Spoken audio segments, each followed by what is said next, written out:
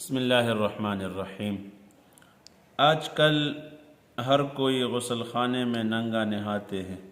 تو کیا غسل خانے میں ننگا نہانا یہ جائز ہے یا کسی شلوار یا پردہ یا چادر اپنے سے لپیٹنا چاہیے؟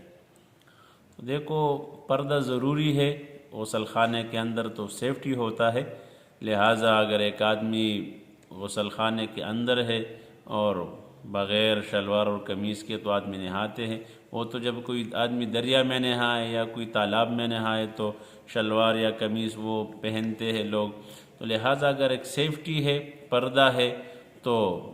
اس میں کچھ جائز ہے، اس میں کچھ قباحت نہیں ہے۔ ہاں، اور جگہوں میں اگر ایک آدمی نہائے جہاں پر سیفٹی نہ ہو، تو جیسے پنجاب کے بعض علاقوں میں، سندھ کے بعض علاقوں میں یا دیہاتوں میں ہینڈ پمپ ہوتے ہیں، وہاں پر لوگ نہاتے ہیں، تو کہ وہاں سیفٹی نہیں ہوتا، تو لہٰذا اس جگہ پر آدمی کو ضروری ہے کہ وہ شلوار پہنے اور اس کے بعد نہائے۔ بغیر پردے کے نہانا یہ گناہ ہے، حرام ہے،